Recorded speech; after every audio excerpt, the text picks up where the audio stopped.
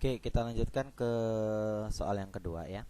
Jadi ada soal kubus KLMN OPQR mempunyai panjang rusuk 12. Tentukan jarak antara bidang KPR dengan bidang LQN. Nah, untuk mengerjakan soal ini kita butuh eh, kubusnya ya.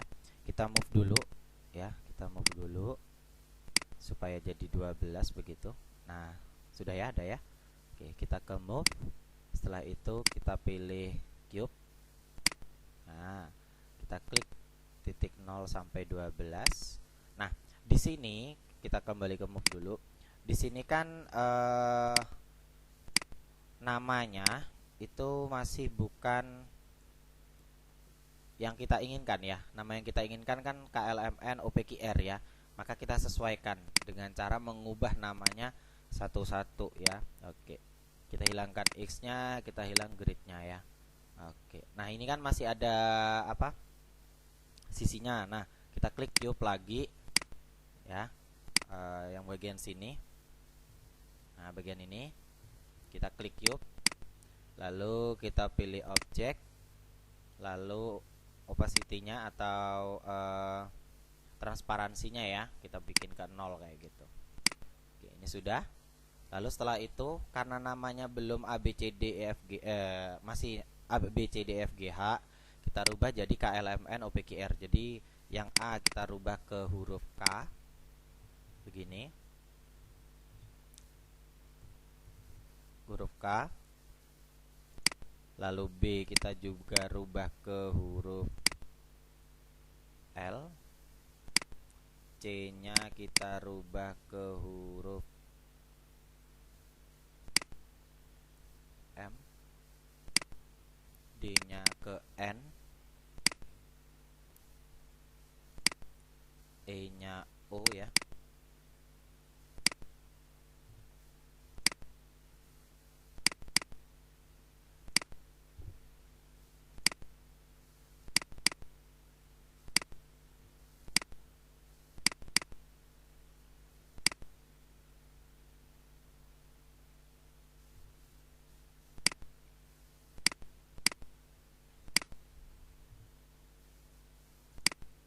Oke, sudah jadi.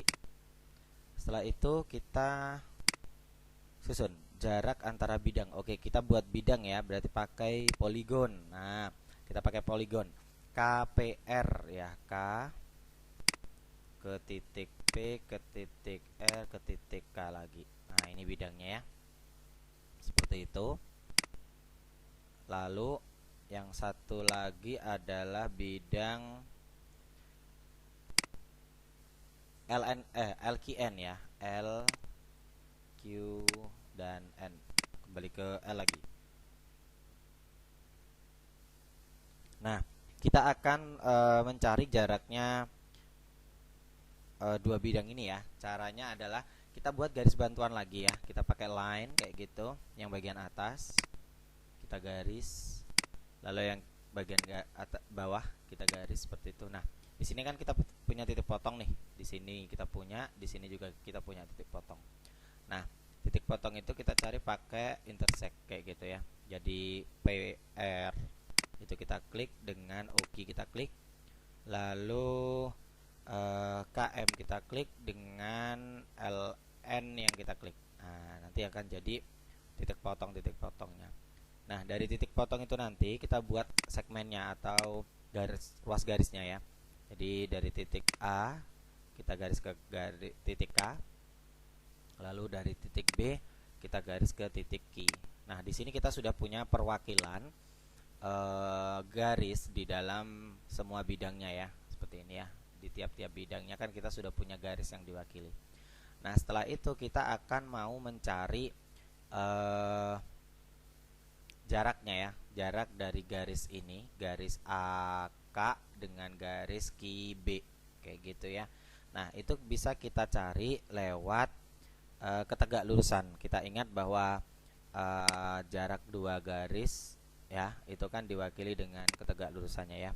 Kita klik garis AK begitu ya, dengan garis QB sorry ya. Nah, ini sudah jadi itu jaraknya.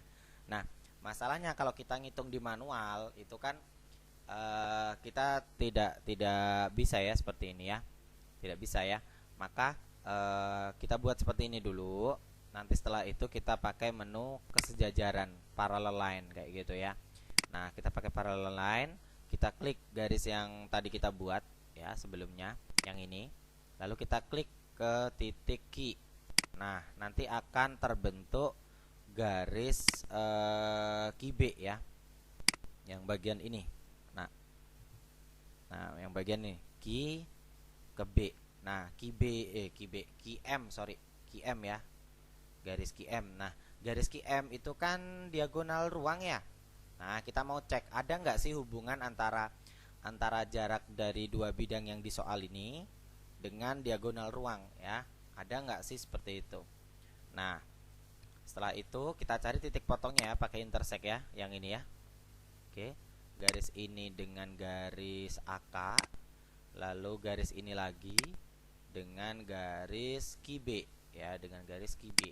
Nah, ternyata kita punya titik D ini ya, titik D dan titik E. Nah, ini ya. Kita cari jaraknya pakai distance atau jarak ya. Titik D kamu klik, lalu titik E kamu klik. Udah selesai. Maka jaraknya adalah 6 berapa ini? 6,93 ya. Saya pakai 2 desimal ya, seperti itu.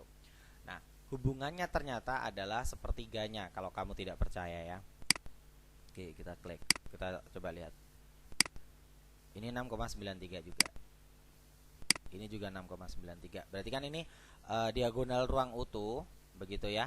Kita bagi jadi 3 kan, seperti itu. Maka panjangnya jarak dari dua bidang yang di soalmu ini itu sama dengan sepertiga dari diagonal ruangnya. Itu cara cepat mikirnya seperti itu ya. Oke, sekian dulu dari saya. Semoga bermanfaat.